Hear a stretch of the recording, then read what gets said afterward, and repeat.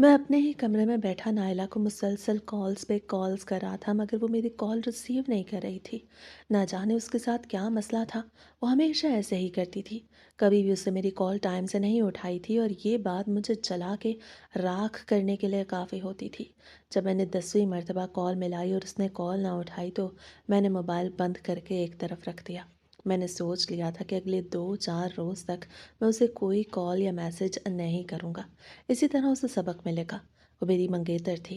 ना जाने क्यों मुझे इग्नोर करती थी। मैं जब भी उसे कॉल या मैसेज करता था, वो हमेशा मुझे इग्नोर कर देती और कभी भी वक्त पे रिप्लाई नहीं देती थी। मैंने मोबाइल साइड पे रखा हुआ था और मोबाइल बंद था। ना जाने उसकी कॉल आ भी रही थी या नहीं, ये तो मैं नहीं जानता था। लेकिन मुझे ज़रूर पता था कि वो जब भी देखेगी तो कॉल करेगी।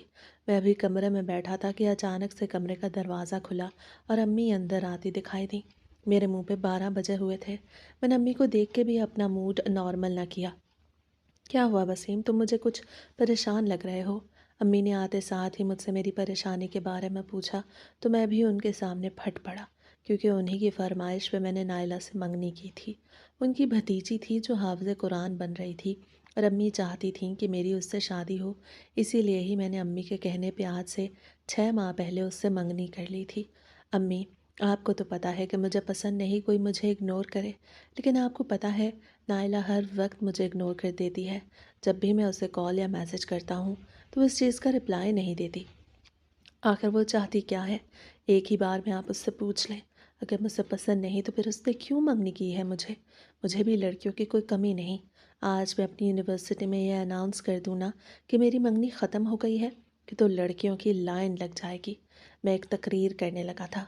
अम्मी चुपचाप सुन रही थीं। अम्मी ऐसी ही थीं।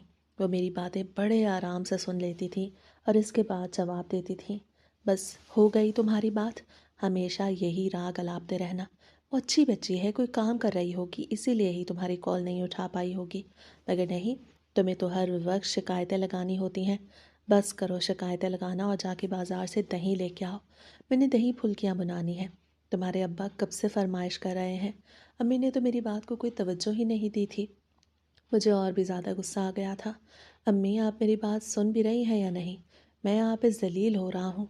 वो 10 बड़ी लड़की मुझे इग्नोर कर रही है और आप कह रही हैं कि मैं दही लेके आऊँ? मैंने कहा तो अम्मी भी थोड़ा बहुत गुस्से में आ गईं और मुझे डांटने लगी। कहने लगी, मेरी दोस्तियाँ ठीक नहीं हैं, मैं अपने दोस्तों को छोड़ दूँ। वो मेरे दोस्तों के पीछे पड़ गई थी। जब भी मैं कोई बात करता वो मुझे दोस्तों के ताने देती थी। हालांकि उस सब में मेरे दोस्तों का क्या कसूर था? ये तो मेरा अपना ज़ाती मसला था। मैं चाहता था मैं अपनी मंगेतर से शादी से पहले बातचीत करूं, उसे जानूं और अपने बारे में भी बताऊं। अम्मी, ठीक है, अगर आप इसके बारे में बात नहीं करना चाहती तो प्लीज़ मेरे दोस्तों को मत कोसें। मैं खुद ही मामू जान या ममानी जान से नायला के बारे में बात कर लूँगा। आपको पता है मुझे ये सब पसंद नहीं। मैं दो टोक अंदाज में बात करूँगा कि अगर उससे मुझसे बात करनी है, मेरे साथ रिश्ता रखना है तो ठीक, वरना मैं ये रिश्ता यहीं पे ख़त्म कर दूँगा। मैं गुस्से में कहता हुआ कमरे से बाहर निकल गया। अम्मी पीछे से आवाज़ें दे रही थीं। वो मुझे डांट रही थी कि ये क्या बकवास करके जा रहे हो तुम। तुम आओ, मैं तुमसे पूछती हूँ, बल्कि मैं तुम्हारे बाप से तुम्हारी शिकायत लगाऊंगी। मैं बाइक पे घर से निकल आया था। अम्मी की आवाज़ें मेरे कान में गूंज रही थीं। मुझे बहुत ज़्यादा गुस्सा आ रहा था और फिर मैंने सोचा कि मैं आज अपने आप को रिलैक्स करने के लिए दोस्तों की पार्टी में जाऊँगा। वो रोज़ रात को क्लब में पार्टी करते थे, मगर अब्बा को ये मंजूर नहीं था और मुझे नहीं जाने देते थे, कि मैंने सोच लिया था कि मैं अब किसी की कोई बात नहीं सुनूंगा और मैं वो वहाँ पे ज़रूर जाऊँगा। अम्मी को दही देने के बाद मैं अपने कमरे में बैठ गया था। मैं 10 मिनट के अंदर ही दही लेके आ गया था और अब मैं इंतज़ार कर रहा था कि कब अम्मी दही फुल्कियाँ लेके आएंगी। मैंने सोचा कि वो खा के ही मैं तैयार होकर बाहर निकल जाऊंगा। वैसे भी सर्दियाँ थीं, धूप ख़त्म होने को थी, रात भी बड़ी जल्दी ही हो जाती थी। और फिर अम्मी ने मगरिब से पहले ही दही फुल्कियाँ ला दी। अम्मी गुस्सा भी कर रही थी कि तुम्हारे बाप को ना जाने ऐसी ऐसी चीज़ें कैसे सूझती हैं। ये भी कोई टाइम है ये चीज़ खाने का? ये तो दोपहर में अच्छी लगती हैं। अम्मी ने मुझसे बात नहीं की थी, या वो भूल गई थी, या फिर उन्होंने बात के लिए बचा रखी थी। मैं दही फुल्कियाँ खाने के बाद तैयार हो गया। तैयार होने के बाद जैसे ही मैं अपने कमरे से बाहर निकला तो अब्बा ने मुझे गरजदार आवाज़ में रोक लिया। वो किचन से ही मुझे देख रहे थे। उन्होंने मुझे अपनी तरफ बुलाया तो मुझे उनके पास जाना ही पड़ा। ये तुम इस वक्त कहाँ जा रहे हो? میں نے تمہیں لاکھ مرتبہ منع کیا ہے کہ مغرب کے بعد تم نے کہیں پہ بھی نہیں جانا۔ جیسے ہی ابا نے کہا تو میں بھیگی بلی بنا کھڑا رہا۔ میں انہیں جواب دینا چاہتا تھا، میں کہنا چاہتا تھا کہ میں جوان لڑکا ہوں، میں کہیں بھی جا سکتا ہوں، میرے ساتھ کے بھی لڑکے جاتے ہیں تو میں کیوں نہ جاؤں، لیکن ابا کے سامنے میرے حلق سے ایک لفظ بھی نہیں نکلا تھا۔ میرا گلا خشک ہو رہا تھا۔ پھر ہمت کر کے میں نے آخر کار ابا سے کہہ ہی دیا کہ ابا، میں ایک دوست کی برتھ ڈے پہ جا رہا ہوں۔ یہ بات سن کے بھی ابا غصہ کرنے لگے کہ چاہے جہاں بھی جا رہے ہو، میں نے تم سے کہا ہے نا کہ تم نے شام میں نہیں جانا تو نہیں جانا۔ ابا کی بات سن کے میں نے ضد لگا لی اور آخر کار میں اپنی بات منوا ہی گیا۔ میں 24 سال کا نوجوان تھا، لیکن پھر بھی اماں ابا مجھ پہ ایسے دھونس جماتے تھے کہ جیسے میں کوئی چھوٹا بچہ ہوں۔ میں ان کی اکلوتی اولاد تھا، وہ مجھ پہ جان بھی چھڑکتے تھے اور وقت آنے پہ غصہ بھی کرتے تھے۔ شاید اسی وجہ سے ہی میں آج تک لمٹس میں تھا، ورنہ میرے دوست کیا کیا کر رہے تھے، اور اب میں نے بھی سوچ لیا تھا کہ میں بھی وہی سب کروں گا۔ نائلہ تو مجھے منہ نہیں لگاتی تھی، تو مجھے کہیں اور سے ہی اپنی خواہشات پوری کرنی تھی۔ میں اپنے دوست کے بتائے ہوئے پتے پہ پہنچ گیا۔ وہ ایک چھوٹا سا کلب تھا، کوئی بہت بڑا نہیں تھا، لیکن اندر لڑکے اور لڑکیوں کا ایک ہجوم لگا ہوا تھا۔ لڑکیاں خوبصورت خوبصورت ڈریسنگ کر کے وہاں پہ آئی ہوئی تھیں، ہر لڑکی دوسری سے زیادہ حسین تھی۔ اچانک سے میری نظر ایک حسینہ پہ پڑی جو نارمل جسامت والی تھی۔ باقی ساری لڑکیاں تو سوکھی تیلیاں تھیں، مگر اسے دیکھ کے لگ رہا تھا وہ کسی کھاتے پیتے گھرانے سے ہے۔ گوری چٹی رنگت، اسے لال رنگ کی لپسٹک لگائی ہوئی تھی جس میں وہ قاتل حسینہ لگ رہی تھی۔ میں نے ہاتھ میں جوس کا گلاس پکڑا ہوا تھا۔ یہ کلب جیسا بھی تھا، مگر یہاں پہ منشیات منع تھیں، یہاں پہ صرف جوس ہی چلتے تھے۔ جوس کا گلاس میرے ہاتھ میں تھا۔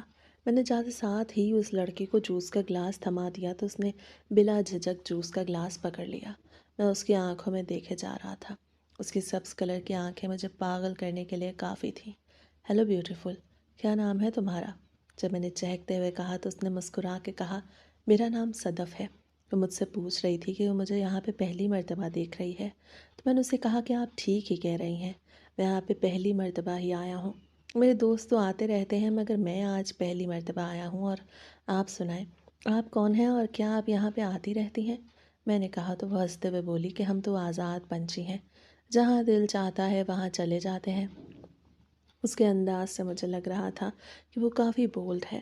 وہیں پہ کھڑے کھڑے ہماری دوستی ہو گئی، اس کی وجہ سے ہوا تھا۔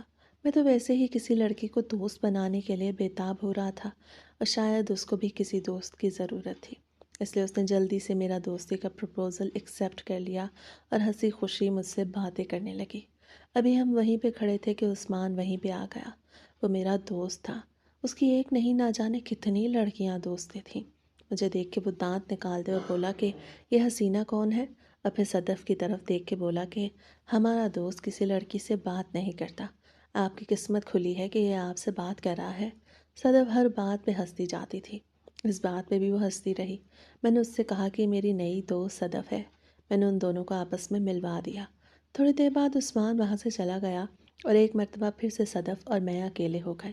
ہم کھڑے کھڑے تھک چکے تھے، اسی لیے قریبی صوفے پہ بیٹھ گئے۔ وہ میرے ساتھ لگ کے بیٹھی تھی، اسے کوئی پرواہ نہیں تھی۔ اچانک سے اس کے موبائل پہ کال آنے لگی جہاں پہ ہسبینڈ لکھا ہوا تھا۔ میں ہکا بکا اس کے موبائل کی اسکرین کو دیکھنے لگا کہ آخر ایک شادی شدہ لڑکی یہاں پہ کیسے آ سکتی ہے اور کیسے کسی لڑکی سے دوستی کا ہاتھ بڑھا سکتی ہے۔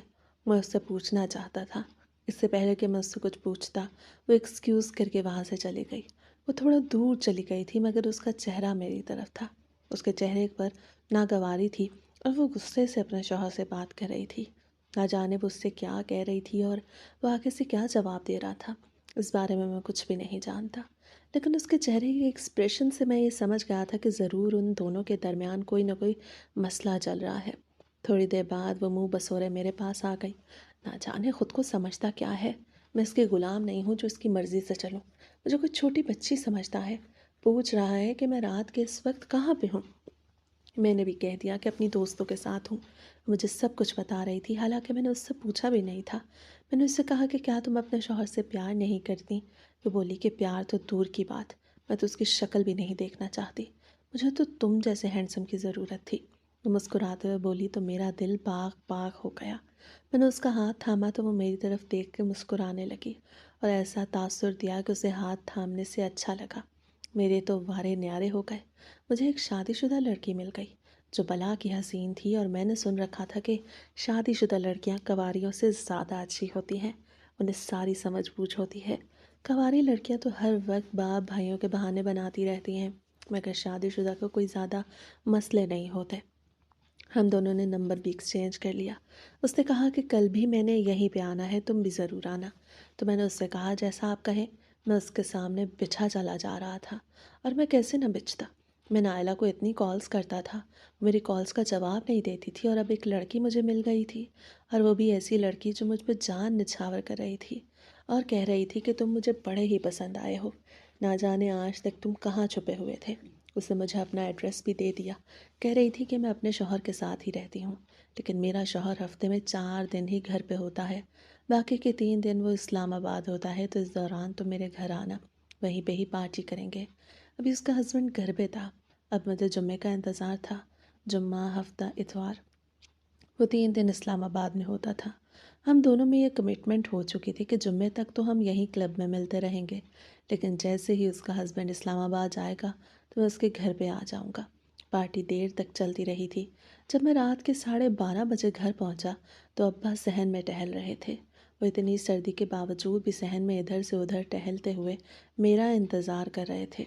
मुझे देख के मुझ पे फट पड़े और मुझे अपने कमरे में भी ले गए। अम्मी जो घोड़े बेच के सो रही थी, हम दोनों की बात सुनकर उठ बैठी थी।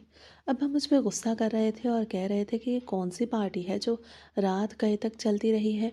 यह आखिरी मर्तबा था, आइंदा तुमने नहीं जाना। मैंने तो हर रोज़ जाना था, इसलिए मैंने भी उनके सामने ज़िंदगी में पहली मर्तबा ज़ुबान चला दी कि मैं ज़रूर जाऊँगा। मैं कुछ छोटा बच्चा नहीं हूँ। मेरे दोस्त पार्टीज़ करते हैं, मुझे छेड़ते हैं कि मैं कोई लड़की हूँ क्या। मैं अपना मजाक नहीं बनवाना चाहता, इसलिए मैं ज़रूर जाऊंगा। मैंने अब्बा से कहा और उनके कमरे से बाहर निकल गया। अब्बा की आवाज़ें बाहर तक आ रही थीं। मम्मी से कह रहे थे कि देखा इस नालायक को कैसे ज़ुबान चला रहा है, शर्म नहीं आती, जवान होके बाप के सामने ज़ुबान चलाता है। मैं अपने कमरे में आ गया, असर दरवाज़ा भी बंद कर लिया। अब्बा की आवाज़ें अब नहीं आ रही थीं, ना जाने वो बोल भी रहे थे या नहीं। मैं अपने कमरे में इधर से उधर टहलने लगा था। मुझे हर चीज़ पे गुस्सा आ रहा था। ना जाने क्यों ये लोग मुझे एक पटारी में बंद करना चाहते थे। मैं कुछ छोटा बच्चा नहीं था जो उनकी मर्ज़ी से अपनी ज़िंदगी गुजारता। मेरी अपनी भी कुछ ख्वाहिशात थी जिन्हें मैं पूरा करना चाहता था। शादी तो वो करवा नहीं रहे थे क्योंकि अभी नायला का हिफ़्ज़ चल रहा था, और दूसरी तरफ वो मुझसे बात भी नहीं करती थी, तो इसके अलावा मेरे पास और कोई चारा नहीं था। मैं सारी रात सदफ से मोबाइल पे बातें करता रहा। वो कॉल पर नहीं आ रही थी, लेकिन मैसेज पे हम बात करते रहे। मुझे बड़ा अच्छा लगा था। मुझे अगले दिन का इंतज़ार था। उसे कहा कि दिन में हम किसी रेस्टोरेंट में मिलेंगे और फिर वहाँ से शाम ही क्लब चले जाएंगे। वो अपने घर से मुकम्मल तौर पे आज़ाद थी। बस कभी कभार उसका शौहर उस पर गुस्सा कर देता था। वो वैसे भी उसका कज़न ही था। और फिर सदफ़ के बारे में सोचते सोचते ही सुबह हो गई। आज मेरा यूनिवर्सिटी जाने को बिल्कुल भी दिल नहीं जा रहा था। मैंने सोचा कि आज छुट्टी कर लेता हूँ, बल्कि मेरा तो दिल चाह रहा था कि मैं हमेशा हमेशा के लिए यूनिवर्सिटी से छुट्टी कर लूँ और सारा वक्त सदफ़ के साथ गुजारूँ। दोपहर के 2 बजे मैंने उसे मैसेज किया तो वो कहने लगी कि मैं रेस्टोरेंट नहीं आ सकती, मेरे ससुराली मेरे घर आ रहे हैं, मैं उन्हीं के खाने पीने की तैयारियों में लगी हुई हूँ। उस वक्त मुझे लगा जैसे वो मुझसे हाथ छुड़वा रही है, लेकिन फिर जैसे ही घड़ी ने शाम के 7 बजाए तो उसका मैसेज आ गया कि मैं क्लब के लिए निकल रही हूँ, तुम भी आ जाओ। उसका मैसेज पढ़ के मेरे चेहरे की रौनक बहाल हो गई। मेरे चेहरे पे मुस्कुराहट थी। मैं जो पहले ही तैयार बैठा था उसी वक्त ही मोटरसाइकिल निकाल के घर से बाहर निकल गया। अब अपने दोस्त की तरफ गए हुए थे, और वैसे भी मैंने रात में उन्हें ये बात क्लियर कर दी थी कि मैं अब उनकी बात नहीं मानूंगा। अम्मी ने मुझे नहीं रोका था। शायद वो किचन में काम में मसरूफ़ थी। उन्होंने मुझे देखा भी नहीं था। ना ही मैंने उनसे इजाज़त चाही थी और ना ही उन्हें बताया था। हमेशा मैं बता के जाता था, लेकिन अब मैं अपनी आदत बदल रहा था।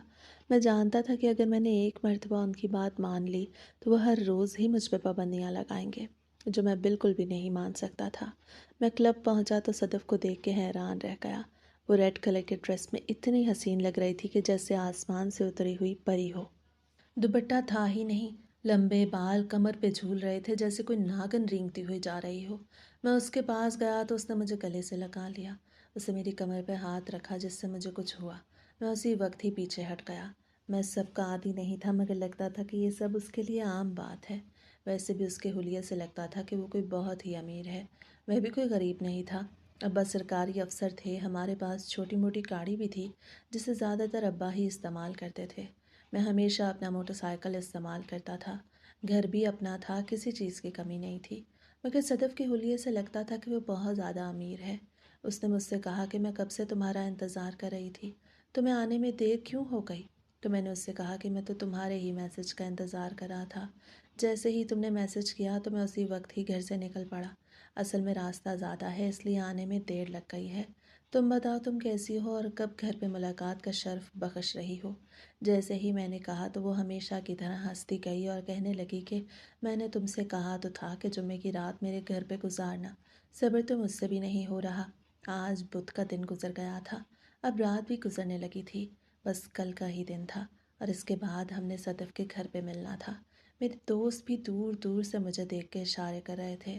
ویسے یہ بات کل ہی پھیل گئی تھی کہ میں نے ایک شادی شدہ لڑکی کو پھنسا لیا ہے، لیکن کوئی یہ نہیں جانتا تھا کہ ہم کتنا آگے بڑھ گئے ہیں، اور وہ بھی صرف ایک ہی ملاقات میں۔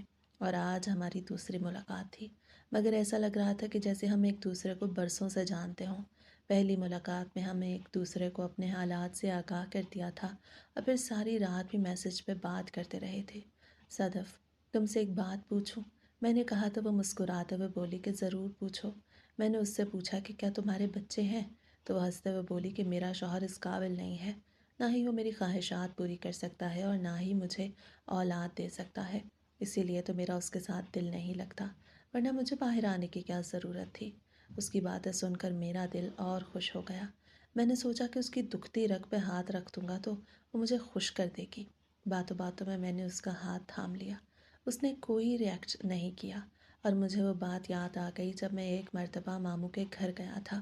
سب کی غیر موجودگی دیکھ کے میں نے نائلہ کا ہاتھ تھامنا چاہا تو اس نے ایسا ریئیکٹ کیا کہ جیسے اسے کرنٹ لگ گیا ہو، اور پھر وہ مجھے ڈانٹتی ہوئی وہاں سے نکل گئی۔ وہ دن اور آج کا دن میں نے دوبارہ سے یہ حرکت نہیں کی تھی۔ اسے ایک بار میں سمجھ گیا تھا کہ وہ یہ سب نہیں چاہتی، اور اب جب کہ مجھے اسے کال کیے ہوئے 2-3 دن گزر گئے تھے مگر پھر بھی اس نے خود سے کوئی کال یا میسج نہیں کیا تھا، وہ ایسی ہی تھی، اس لیے ہی میرا اس میں دل نہیں لگتا تھا۔ صدف کے ساتھ آج بھی میرا بڑا اچھا ٹائم گزرا تھا، اور پھر اگلا دن بھی یوں ہی گزر گیا۔ جمعے والے دن میں بہت زیادہ ایکسائٹڈ تھا۔ دوپہر میں ہی نہا دھو کے دھوپ میں بیٹھ گیا۔ میں نے اچھی سی تیاری کی تھی، میں جمعہ پڑھ کے آ چکا تھا۔ امی بھی میرے پاس بیٹھی تھیں۔ کیا ہوا وسیم؟ تمہارے چہرے پہ اتنی خوشی؟ خیر تو ہے؟ کیا نائلہ سے بات ہوئی ہے تمہاری؟ جیسے ہی امی نے کہا تو میرا موڈ خراب ہو گیا۔ امی اس کا نام میرے سامنے مت لیا کریں، مجھے پسند نہیں اور نہ ہی میں اس سے شادی کروں گا، میں اس کے بارے میں نہیں سوچ رہا۔ آپ بتائیں، آپ نے ماموں کو منع کیا یا نہیں؟ جیسے ہی میں نے کہا تو امی نے میرے منہ پہ ایک زوردار تھپڑ لگا دیا۔ نالائق اولاد، شرم نہیں آتی اس طرح کی بات کرتے ہوئے؟ تمہاری منگنی ہو چکی ہے اور میں 1-2 سال میں تمہاری شادی بھی کر دوں گی، تم رشتہ ختم کرنے کی بات کر رہے ہو؟ آئندہ اپنے منہ سے یہ بات مت نکالنا ورنہ اچھا نہیں ہوگا۔ نہ ہی میں تمہارے ماموں کو منع کر رہی ہوں اور نہ ہی تمہاری بات مان رہی ہوں۔ اگر تم اس ضد پہ اڑے رہے تو میں تمہارے باپ سے ضرور بات کروں گی۔ اب تک تو میں نے نہیں کی تھی، میں نے سوچا کہ شاید تم اس وقت غصے میں تھے اس لیے ایسی بات ہو گئی تھی، لیکن اب مجھے لگتا ہے کہ مجھے ان سے بات کرنی ہی ہوگی۔ امی نے مجھے لاجواب کر دیا تھا، میں آگے سے کچھ بول نہیں پایا تھا۔ میں نے سوچا کہ جب تک یہ سب چلتا ہے چلنے دیتا ہوں، اور جب وقت آئے گا تو اس وقت منع کر دوں گا۔ میں نہیں جانتا تھا کہ آگے میرے ساتھ کیا ہونے والا ہے۔ میں نے امی سے کہا کہ میرے دوست کی طبیعت ٹھیک نہیں ہے، اس کے ابا غریب آدمی ہیں، انہیں گاڑی کی ضرورت ہے اور وہ اسے لاہور لے جانا چاہتے ہیں۔ اس کے گردوں کا مسئلہ ہے، اس لیے وہ مجھ سے کہہ رہے ہیں کہ میں بھی ان کے ساتھ چلوں، تو میں شام میں وہیں پہ جا رہا ہوں۔ آپ ابا سے کہہ دیجیے گا میں سوموار کی صبح یا اتوار کی رات کو ہی واپس آ جاؤں گا۔ میں نے امی سے کہا تو امی حیرت زدہ ہو کے میری طرف دیکھنے لگیں۔ وسیم، تمہارا دماغ تو ٹھیک ہے، تمہیں پتہ ہے تمہارے ابا کو یہ پسند نہیں کہ تم راتوں کو باہر رہو۔ میں ان سے کچھ نہیں کہوں گی، بس تم خود ہی موبائل پہ ان سے بات کر لینا۔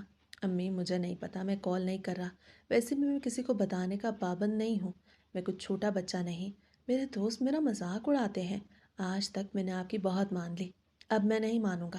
یہ کہتے ہوئے میں وہاں سے اٹھ گیا۔ میں گاڑی میں گھر سے باہر نکل آیا تھا۔ ویسے میں بائک پہ بھی جا سکتا تھا، لیکن میں جان بوجھ کے بائک پہ نہیں گیا تھا کیونکہ گاڑی کا ہی میں نے بہانہ بنایا تھا۔ تھوڑی دیر بعد ایک بہت بڑے بنگلے کے باہر کھڑا تھا۔ چوکیدار مجھے اندر نہیں آنے دے رہا تھا۔ میں نے صدف کو کال لگائی تو 10 منٹ کے اندر ہی دروازہ کھل گیا۔ میں گاڑی سمیت اندر آ گیا۔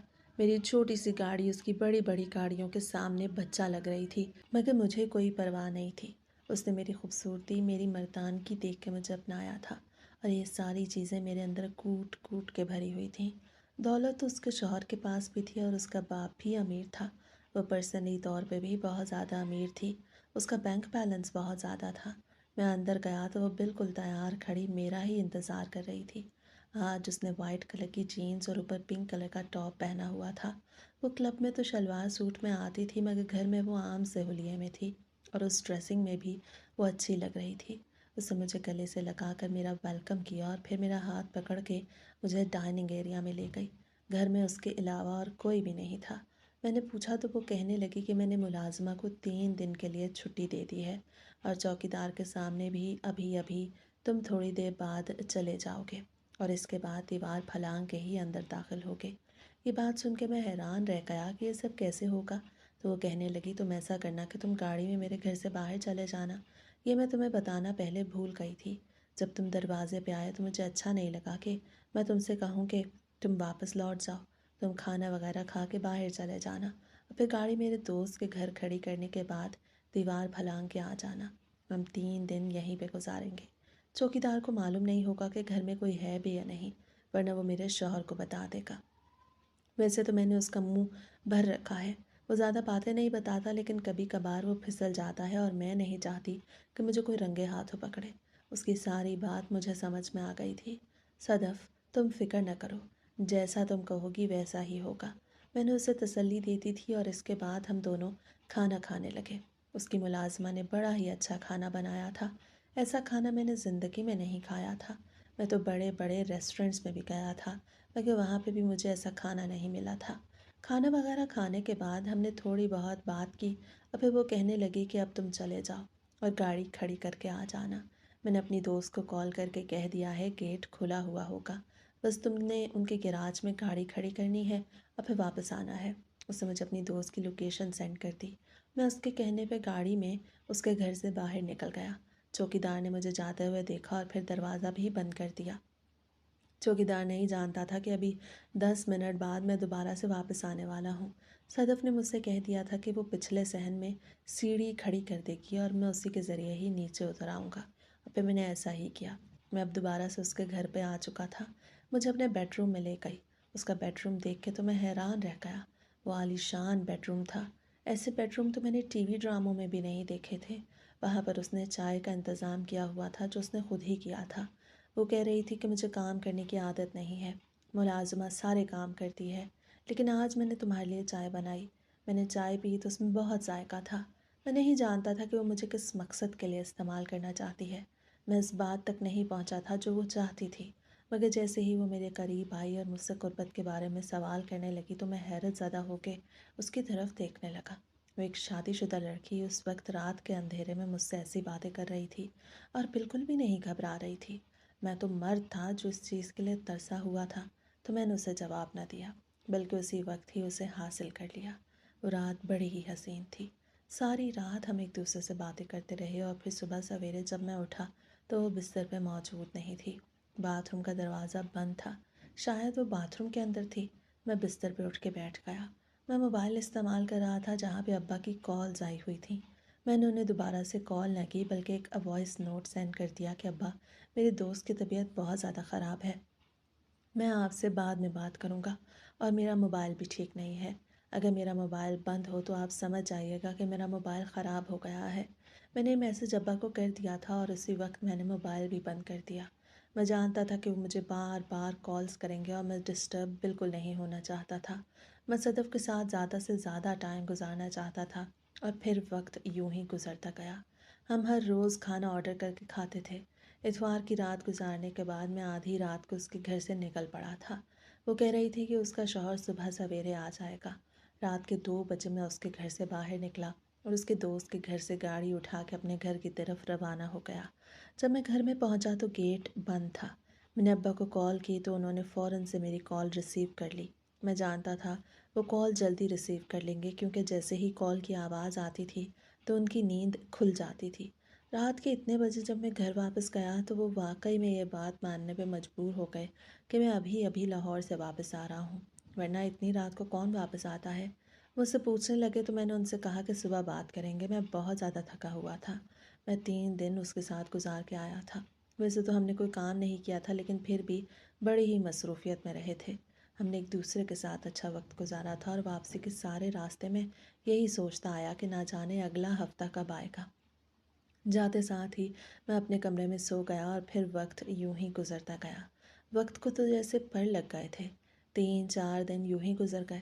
ہم نے ملاقات بھی نہ کی، بس کال پہ ہی بات ہوتی رہی۔ وہ بہت زیادہ مصروف رہی تھی۔ اس کی فیملی میں کوئی شادی تھی، اور اس کا شوہر بھی سارا دن گھر پہ ہی ہوتا تھا۔ اور آخر کار پھر سے جمعے کا دن آ گیا، مگر میں آج نہیں گیا تھا کیونکہ اس کے شوہر نے ہفتے کے دن اسلام آباد جانا تھا۔ اس کی روٹین بدل گئی تھی۔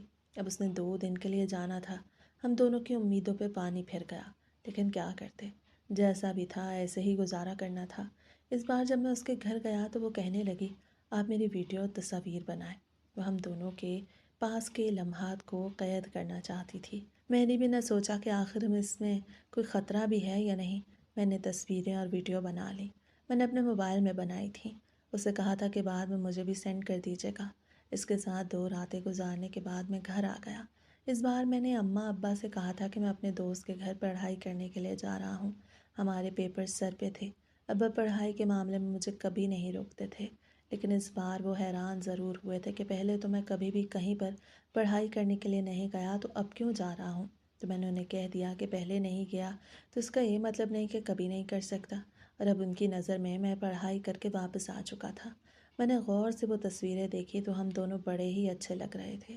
گھر پہنچتے ساتھ ہی میں نے وہ تصویریں اسے بھی بھیج دیں، کیونکہ اس نے کہا تھا کہ میں گھر پہنچ کے سب سے پہلا کام یہی کروں۔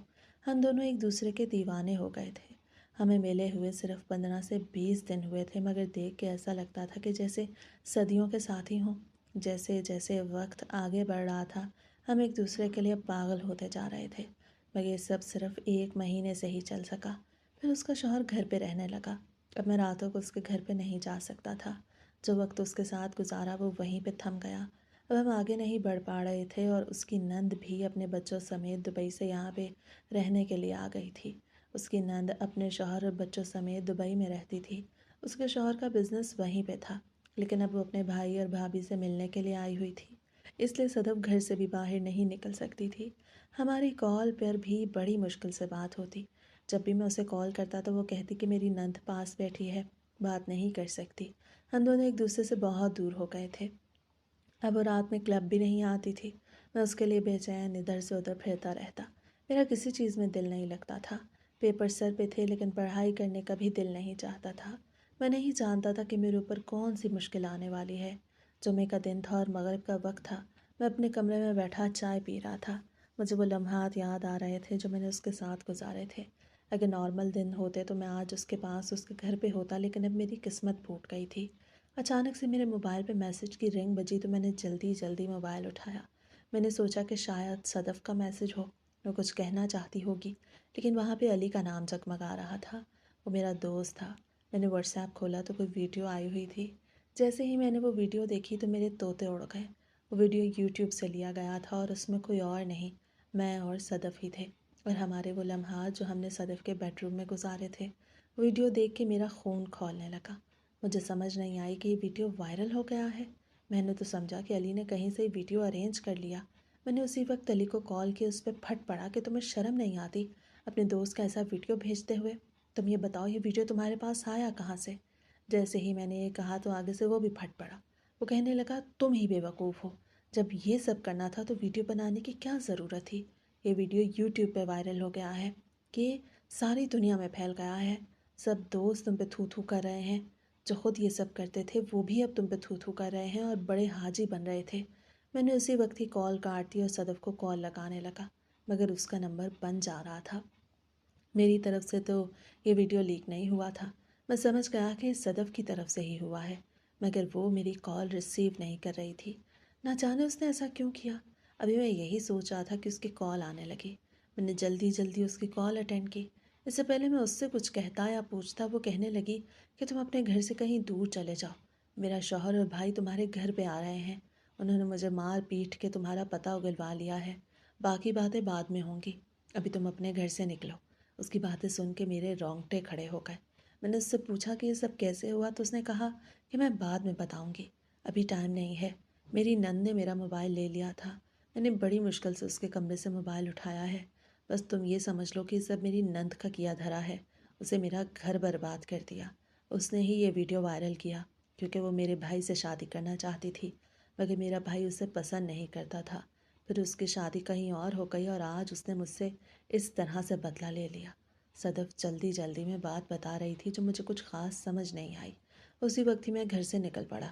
امی مجھے روکتی رہ گئیں، کیا ہوا، تم اتنی جلدی میں کہاں جا رہے ہو؟ مگر میں ان سے کچھ نہیں کہہ پایا۔ میں نے کیا بتاتا کہ کچھ لوگ مجھے ڈھونڈنے کے لیے آ رہے ہیں۔ میں جلدی جلدی اپنے دوست علی کے گھر پہ پہنچ گیا۔ میرا بڑا اچھا دوست تھا۔ میں نے سمجھا یہاں پہ مجھے تحفظ مل جائے گا، مگر وہاں جانے کا بھی فائدہ نہ ہوا کیونکہ میرے پہنچنے کے 15 منٹ بعد ہی صدف کا بھائی اور شوہر پولیس کو لے کے وہیں پہنچ گئے اور مجھے گرفتار کر لیا گیا۔ میں ہکا بکا پولیس کے موبائل میں بیٹھا پولیس اسٹیشن کی طرف روانہ تھا۔ مجھے سمجھ نہیں آ رہی تھی کہ آخر کس نے اطلاع کی ہے، اور پھر اس بات کا پتہ بھی بڑی جلدی لگ گیا۔ ان لوگوں نے میری لوکیشن ٹریس کر لی تھی۔ میں اپنے بال جکڑے رہ گیا۔ مجھے خود پہ غصہ آ رہا تھا کہ میں نے اپنا موبائل گھر پہ کیوں نہیں چھوڑا۔ میں پولیس اسٹیشن پہ پہنچ گیا۔ پہلے تو جاتے ساتھ ہی ان لوگوں نے میری مار نکالی اور اب اس کے بعد مجھے لاک اپ میں بند کر دیا۔ میں چلاتا رہا، یہ سب میں نے نہیں کیا، یہ ویڈیو ایسے ہی بنایا گیا ہے، اس میں میں نہیں ہوں، لیکن میری بات کسی نے بھی نہیں سنی تھی۔ پھر روتے بلکتے ساری رات گزر گئی۔ صبح جب اس کے بھائی اور شوہر نے آ کے میری خبر لی تو میں کچھ بولنے لائق نہ رہا۔ اس کے شوہر کے تعلقات بہت آگے تک تھے، اس لیے وہ جیل کے اندر آ گیا اور اپنے ہاتھوں سے مجھے پیٹا۔ اب مجھے وہ سب یاد آ رہا تھا جب ابا کہتے تھے کہ برے دوستوں کی صحبت میں نہ رہو ورنہ تمہارے ساتھ بھی اچھا نہیں ہوگا۔ اس وقت مجھے اس چیز کی سمجھ نہیں آتی تھی، لیکن اب مجھے ساری سمجھ لگ گئی۔ اگر میں کلب نہ جاتا تو یہ سب ہوتا ہی نہیں۔ مجھے اب خود پہ غصہ آ رہا تھا اور شرمندگی بھی ہو رہی تھی۔ آخرت کا بھی خیال آ رہا تھا، نہ جانے اب تک میں کہاں مگن تھا۔ مجھے خیال ہی نہیں آیا تھا کہ میں غلط کر رہا ہوں۔ میں ان کے پیروں میں گر کے معافیا مانگنے لگا کہ خدا را مجھے یہاں سے چھڑوا لو، اس سب میں میرا کوئی قصور نہیں۔ صدف ہی آگے بڑھی تھی تو میں کیا کرتا، میں تو ایک مرد تھا، اپنی عورت سے بھی تو پوچھیں۔ میری اس بات پہ اس کے شوہر نے ایک زوردار تھپڑ لگایا اور مجھ سے کہنے لگا، میری بیوی کا نام اپنی گندی زبان سے مت لینا، اس نے میرا گریبان پکڑ رکھا تھا۔ لوگ ایسے ہی کرتے ہیں، اپنوں کو سائڈ پہ کر کے دوسروں کے گریبان پکڑ لیتے ہیں۔ میں بھی غصے میں آ گیا اور اس سے کہہ دیا کہ میرے پاس صرف یہی ایک ویڈیو نہیں اور ہزاروں ویڈیوز پڑی ہیں، بھلے تم مجھے یہاں پہ قید کروا دو لیکن وہ ویڈیو وائرل ہو جائیں گی اور تم کسی کو منہ دکھانے کے قابل نہیں رہو گے۔ اس ویڈیو میں تو ہم کپڑوں میں موجود تھے، لیکن میرے پاس ایسی ویڈیوز بھی ہیں جو ایسی ہیں جنہیں دیکھ کے تم خود ہی شرما جاؤ گے۔ ایسی کچھ ویڈیوز میرے پاس تھیں جو میں نے صدف کو نہیں بھیجی تھیں، میں نے اسے کچھ نارمل سے ہی بھیجی تھیں، باقی میں نے اپنے پاس رکھ لی تھیں۔ ایک دو ہی تھیں لیکن میں نے جھوٹ بول دیا کہ میرے پاس زیادہ ہیں۔ میری بات سن کے وہ دونوں گھبرا گئے اور کہنے لگے کہ ہم تمہیں چھوڑیں گے نہیں، ہم تمہارا موبائل ہیک کروا لیں گے، تمہارے پاس کچھ نہیں رہے گا۔ تو میں نے ان سے کہہ دیا کہ یہ ویڈیو ایک نہیں 1000 جگہ پہ سیو ہے، تو میرا کچھ نہیں بگاڑ سکتے۔ اگر تم لوگوں نے مجھے یہاں سے نکلوا دیا تو وہ ڈیٹا میں تمہیں دے دوں گا اور میڈیا پہ بھی یہ بیان دے دوں گا کہ یہ سب کسی ایپ کے تھرو بنایا گیا ہے، اس میں صدف اور میں موجود نہیں ہیں، اور تم جانتے ہو جب میں خود یہ بیان دوں گا تو سب لوگ میری بات کا یقین کر لیں گے، کیونکہ مرد کی بات کا ہر کوئی یقین کرتا ہے۔ میرا دماغ چلنے لگا تھا۔ وہ دونوں سوچ میں پڑ گئے اور پھر ایک ہفتے میں ہی میں قید رہا۔ ابا کو بھی سب کچھ پتہ چل گیا، مگر میں یہ بات ماننے سے انکاری تھا۔ میں نے ان سے کہا کہ یہ سب کسی کی سازش ہے، بلا وجہ ہی کوئی ویڈیو بنا کے مجھے بدنام کرنا چاہ رہے ہیں۔ میں اپنی بات پہ ڈٹ گیا تھا، میں جھوٹ بولنے لگا تھا۔ صدف کسی کونے کھدرے میں چھپ کے بیٹھ گئی تھی اور پھر 15 دن بعد میری ضمانت ہو گئی۔ میں صدف کے شوہر اور بھائی سے ڈیل کر چکا تھا۔ انہوں نے کہا تھا کہ میں انہیں ساری ویڈیوز دے دوں گا اور وہ مجھے رہا کروا دیں گے۔ میری FIR ختم ہو گئی اور میں گھر لوٹ آیا۔